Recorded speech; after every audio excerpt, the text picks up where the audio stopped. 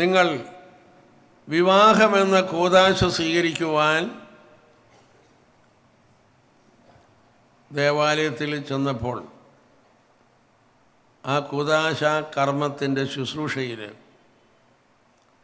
ബൈബിളിൽ നിന്ന് ചില ഭാഗങ്ങൾ വായിക്കുകയുണ്ടായി. ലേഖനത്തിൽ നിന്നും സുവിശേഷത്തിൽ നിന്നും.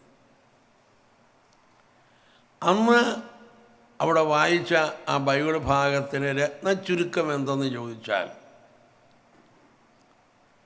അത് നിങ്ങൾക്ക് ഒരു ഉപദേശമല്ല തന്നത്. വിവാഹിതരാകാനായിട്ട് വന്നു നിൽക്കുന്ന നിങ്ങളുടെ മുമ്പിൽ പരിശുദ്ധാത്മാവ് ഒരു ഉപദേശമല്ല തന്നത്. പരിശുദ്ധാത്മാവ് നിങ്ങളുടെ മുമ്പിൽ ഒരു മോഡലാണ് കാണിച്ചു തന്നത്. ഹല്ലേലൂയ. യേശു എന്ന മണവാളൻ തൻ്റെ മണവാട്ടിയായ സഭയെ എങ്ങനെ സ്നേഹിച്ചു? ഇതാണ് ദമ്പതിമാരുടെ മുമ്പിലെ മോഡൽ. ഹല്ലേലൂയ. അപ്പോൾ നിങ്ങൾ പരസ്പരം,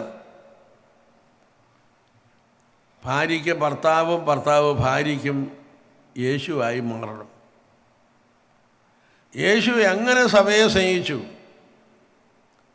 അതാണ് നിങ്ങളുടെ വിവാഹ ജീവിതത്തിൻ്റെ മോഡല്. നിങ്ങളുടെ തലയിൽ പല മോഡലുകൾ കാണും.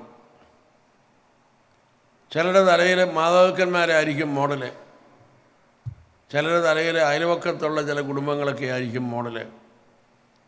വേറെ ചിലരുടെ തലയിൽ അവർ വായിച്ച നോവലിലെ ചില കഥാപാത്രങ്ങളായിരിക്കും മോഡല്.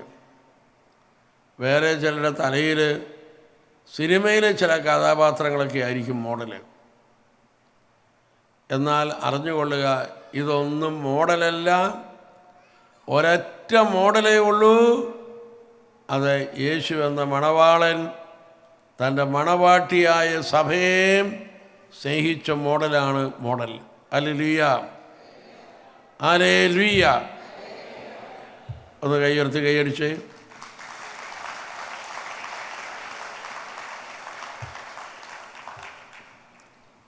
ഈ ഓഡിറ്റോറിയം ഇവിടെ ഉണ്ടാകുന്നതിന് മുമ്പ്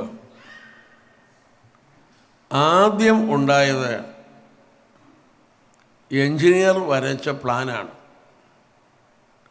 ആ പ്ലാൻ അനുസരിച്ചാണ് ഓഡിറ്റോറിയം ഉണ്ടാക്കിയത്. അപ്പോൾ എൻജിനീയർ വരച്ച ആ പ്ലാൻ, അതാണ് ഒന്നാമത്തെ സൃഷ്ടി. അതനുസരിച്ചാണ് ഓഡിറ്റോറിയം ഉണ്ടാക്കിയത്. അപ്പോൾ ഓഡിറ്റോറിയം രണ്ടാം സൃഷ്ടിയാണ്. എൻജിനീയർ വരച്ച പ്ലാനിൽ 10 തൂണ് എന്നുണ്ടെങ്കിൽ രണ്ടാം സൃഷ്ടിയായ ഓഡിറ്റോറിയത്തിൽ 10 തൂണും ഉണ്ടായിരിക്കണം. ഓഡിറ്റോറിയം ഉണ്ടാക്കുമ്പോൾ ഒരാൾ പറയാ, നമുക്ക് 6 തൂണ് വെച്ചാൽ മതി. അങ്ങനെ ഉണ്ടാക്കാൻ പറ്റിയല്ല. അങ്ങനെ ഉണ്ടാക്കണമെങ്കിൽ ആദ്യം 6 തൂണ് വെച്ച് വീണ്ടും പ്ലാൻ വരയ്ക്കണം. ഹല്ലേലൂയ. അപ്പോൾ നമ്മൾ മനസ്സിലാക്കുക, ഓഡിറ്റോറിയം എന്നത് രണ്ടാം സൃഷ്ടിയാണ്. എൻജിനീയർ വരച്ചു വെച്ച ആ പ്ലാനാണ് ഒന്നാമത്തെ സൃഷ്ടി. ഒന്നാമത്തെ സൃഷ്ടിയിൽ മാറ്റം വരുത്താതെ രണ്ടാം സൃഷ്ടിയിൽ മാറ്റം വരുത്താൻ സാധിക്കുകയില്ല. നമ്മൾ അറിഞ്ഞിരിക്കുക, നമ്മുടെ ഉള്ളിൽ കിടക്കുന്ന മോഡലാണ് ഒന്നാം സൃഷ്ടി. ആ മോഡലിൽ മാറ്റം വരുത്താതെ പ്രവൃത്തിയിൽ മാറ്റം വരികയില്ല. ഹല്ലേലൂയ. അപ്പോൾ നമ്മുടെ പ്രവൃത്തിയിൽ എന്തെങ്കിലും മാറ്റം വരുത്തണമെങ്കിൽ നമ്മുടെ ഉള്ളിൽ കിടക്കുന്ന മോഡൽ മാറ്റണം. ഇത് തമ്മിലുള്ള ബന്ധം നിങ്ങൾ മനസ്സിലാക്കണം. ഹല്ലേലൂയ. ഉള്ളിൽ ഒരു മോഡൽ കിടക്കുകയും പ്രവൃത്തിയിൽ മാറ്റം വരുത്താൻ ശ്രമിക്കുകയും ചെയ്താൽ ആ മാറ്റം ഒരിക്കലും നിലനിൽക്കില്ല. അല്പസമയത്തേക്ക് മാത്രമേ നിൽക്കുകയുള്ളൂ. അപ്പോൾ അതുകൊണ്ട് നമ്മുടെ പ്രവൃത്തിയിൽ മാറ്റം വരണമെങ്കിൽ നമ്മുടെ ഉള്ളിൽ കിടക്കുന്ന മോഡൽ മാറ്റണം. ഒന്ന് കൈ ഉയർത്തി കൈയടിച്ച്.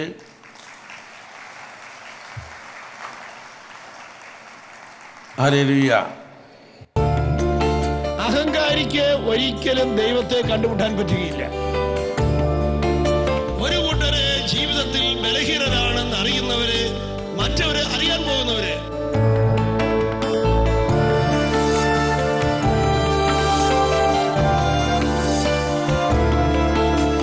ഇങ്ങോട്ട് വേദനിപ്പിക്കുന്നവരെ സ്നേഹിക്കുന്നതിന് വിലയുണ്ട്, ഇങ്ങോട്ട് സ്നേഹം തരാത്തവരെ സ്നേഹിക്കുന്നതിന് വിലയുണ്ട്. കാരണം നമ്മുടെ കർത്താവായ യേശുക്രിസ്തു അതിന്റെ വില